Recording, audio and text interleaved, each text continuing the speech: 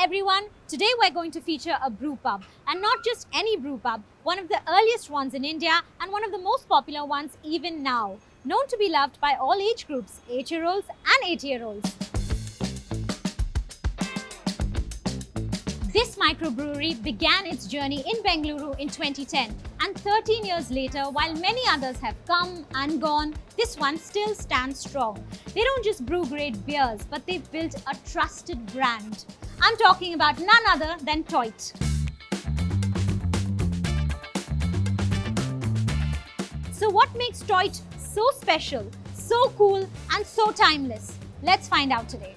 I have with me today 3 of the 4 founders of Toit, and this is going to be their first video interview together, so I'm really excited about this. I have Sibi, Mukesh and Arun here with me. Thank you so much for joining us. They're literally the men in blue. Did you plan to dress in this same attire today? Same color? Just very coincidental. We didn't plan it. I think all men in 40s have limited wardrobe selection. Right. Can I ask you all to begin by introducing yourselves first? So shall we start with Sibi? I've been given the unenviable job of handling the everyday operations and all the people while they can have fun doing exciting new things. Hi, I'm Mukesh, and I look at growth strategy and new projects in the business. I'm Arun. I currently head the marketing efforts and brand activations. You were all school friends. So how did this idea come about? Can you take us back in time a bit? So we were all batchmates, 11th standard, 11th and 12th. I was in science, Arun was in commerce, Mukesh was in both. How was that possible? So Mukesh did 3 months of science and then You decided... realized it's too tough and moved to commerce? I dwelled on the difficult parts first and then chose apparently the easier part, but and that's when Arun and me, Sibi and me were classmates first, and then Arun and me were classmates. Yeah. And Arun and me continued college together. Yeah, we were in also. Christ College together, I think, when Sibi went to Singapore to study. And I think coincidentally, work-wise also, we both started in a similar industry with the intention of getting into the chartered accountant space. I realized pretty quickly that was not my my journey. So I decided to pursue an MBA in Singapore. And that's where I met with Sibi, who I think had finished studying then and had started working.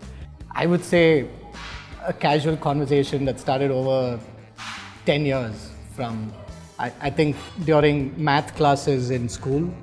Kind of, hey, let's, I don't think we should be doing this science, maths business. At some point, We're meant for higher things.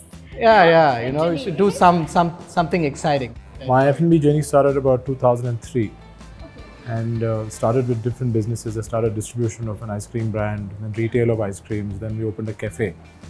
And then I think that's when you met Glen as well, right? So our fourth co-founder, Glen, and me opened the cafe together in Bangalore. It's called Boca Grande. And when these conversations were happening, You were and like, count me in. when it's steered towards beer, I'm like, hey, it sounds really cool. I'm interested to explore further. And I think that's how I think It just 3 of Actually, us. Arun was the one who steered it towards beer. Right. I was a teetotaler until we started discussing microbreweries. Really? Mukesh wasn't a beer drinker. Okay. We thought microbrewery. Oh my gosh. Okay, that's so it interesting. was like a restaurant. It was some food business, something interesting. Yeah. Then Arun came in and said, let's alcohol. Till then, microbrewing was not allowed in our country. It was only the big production facilities. But around 2009, I think, the licensing happened in Haryana. 2008. 2008. That's when I think Sibi decided, hey, this is my cue to get back to India and start the groundwork on this plan that's been kind of brewing for a while.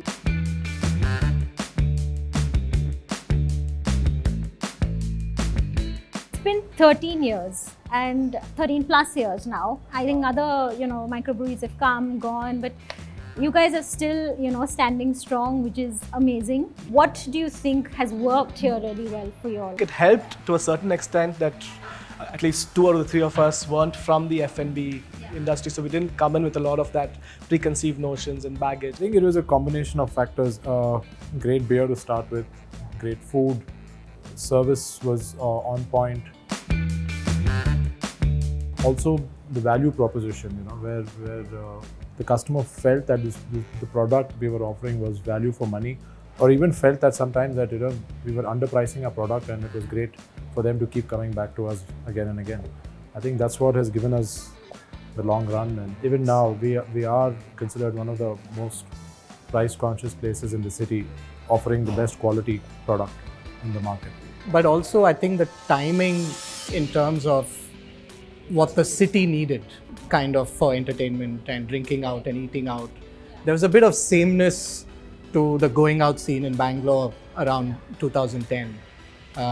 So to bring in a space that would mix food and drinks and bright lights and space where it's for everyone. All age groups seem to really, have a great time in this place. So what is it that you think you did that catered to this entire range? I think we have a few specifics that we focused on. And usually bars cater to people, just the adults and maybe the mid-segment people. But we said we want people who are even 70 plus to come in. We want kids to come in. So we curated our menu in such a way that there was something for everybody. We were even inclusive for pets to come in. There's a little bit of also creating the space, creating the environment, your staff to be open to everyone and not be judgmental, because there are older people or families. Can our grandmothers come and be comfortable? And I think growing up in Bangalore, a lot of us were excluded by bouncers from a lot of bars. So I think we wanted to make sure we get a place where everybody's allowed in. And Also in Singapore. In Singapore too. So I think that we had to get a place that everyone's allowed, everyone's welcome. So yeah. Now, how did you come up with the name Toit? We knew vaguely we wanted like a English pub kind of vibe, and we were going down that path with names and stuff. But I think growing up, this word Toit was used in school. I don't know if you've seen this movie, Austin Powers. There's a sentence in the movie keeps saying Toit like a tiger. Yes, you are Toit like a tiger. So that term Toit was used by us in school to convey anything that's cool and all of that. So awesome. Okay, so I want to ask you all now about the timelines, of Toit. You all started here, like you said, 2009, around then, and then the journey began then, and it's been a while now. So what has been your strategy, your growth plans, your expansion? Take us through. So I think a lot of people think that we're very slow with our growth strategy and our plans to grow and the likes of it. But we've been, again, a little conservative that way, where we wanted our product, our offerings, our culture to be built in a location, and only then we wanted to carry it forward to the next one. And that's why we took a long time to build Bangalore. And once we were sure that this is the right product which could fit into the other markets also, is when we decided to expand. And even now, since we are in the growth phase, we still look at, having one outlet, build the culture there, and get everything right, and then move to the next one. We all like to give our personal touch to it, our inputs to it, and that's how we would like to grow. As long as it's still closely held, we can afford to do that also. So we opened our tap room in Mumbai in 2017 and Pune 2019. We've set up a microbrewery on the outskirts of Pune that caters to these tap rooms and a few other partner bars in Maharashtra. And now you also have one in Nelamangala, a production and bottling facility here. We actually had a beautiful chance of going there and visiting this place. So let's take a look. I'm at the Nelamangala Brewery today in Bengaluru, and we're going to take a tour of the brewery with head brewer and head of production, Christopher. Let's go. Hi, Christopher. Hello, Mokshada. Nice to meet you. Welcome to here. Toit Breweries. I'll show you around the brewery today. So this is where we store all our malt. And the first step of the brewing process is to slightly crush the grain.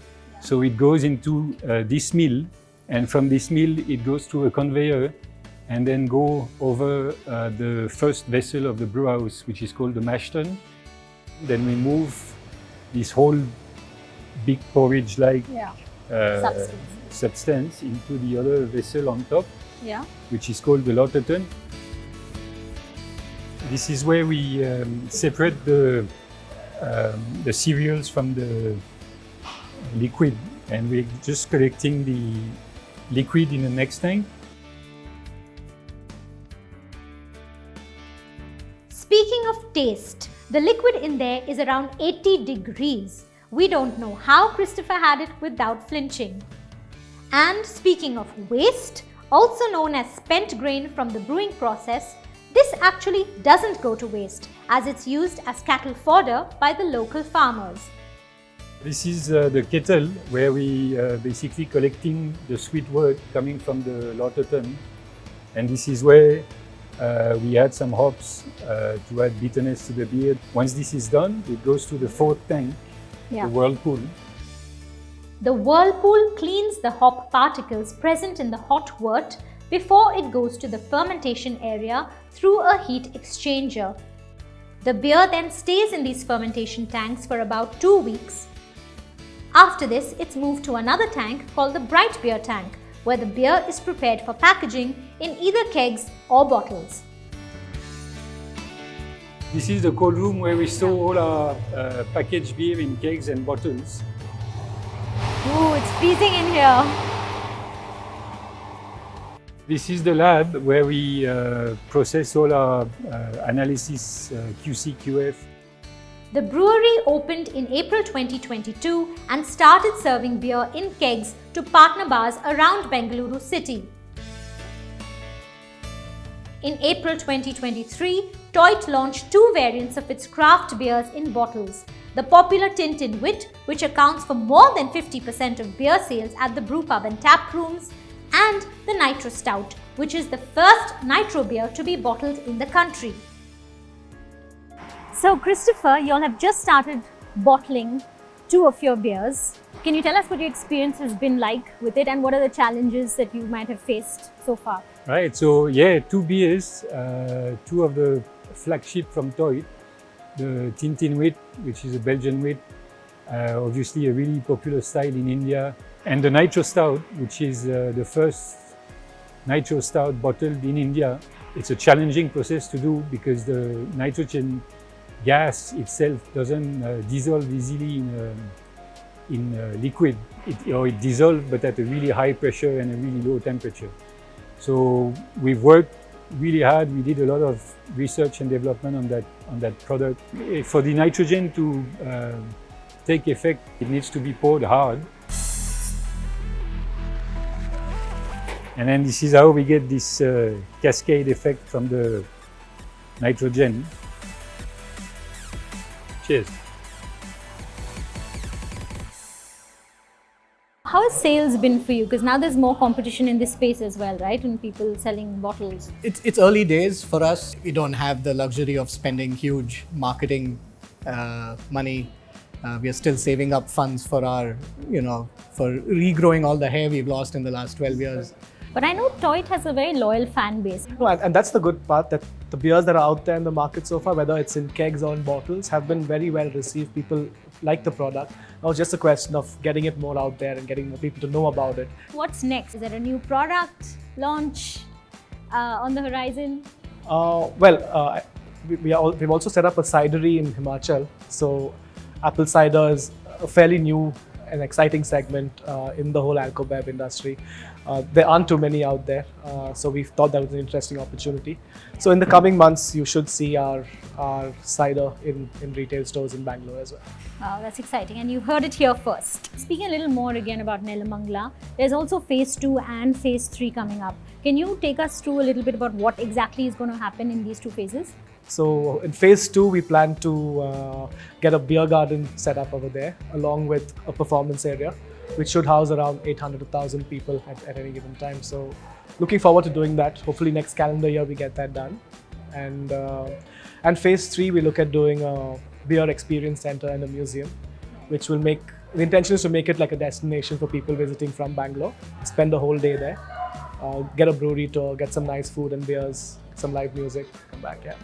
Bangalore doesn't seem to have any place like that for beer connoisseurs, for people who like beer, to study, to understand what beer is and the likes of it. So I'm very curious to know now what it's like to work with school friends. Pain in the no one's taken seriously. There's a joke on everything. Yeah, and I think that helps us keep it real, light, not get too stressed about situations. What would be your strengths? You start. So I think Arun's strengths are his calmness, his ability to take a step back and take it easy with things and not get too flustered. And Sibi's strengths are his ability to focus, his ability to get things right. Mukesh is the original schmoozer. He can get all kinds of things done. He's the fixer. He can any negotiations. I think Sibi and I aren't the best. Yeah, he's the hustler. We're not the best at negotiations. I kind of lose patience eventually, but Mukesh will stick with it and get things done that way. What is your vision for Toit? It's to continue the journey that we've started off by doing something that kind of stands for the ethos of the city of Bangalore, that is so close to us, for each of us.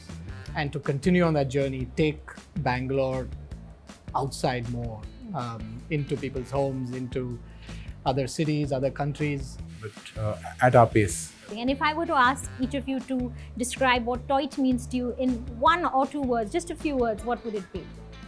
Second home for customers and for us. I agree with Sibi, but I will still go back to the original. Toit is always awesome. It's a matter of great pride that this brand has grown way beyond what we started off thinking it would be. Well, thank you so much for joining us. It was really a pleasure talking to all of you.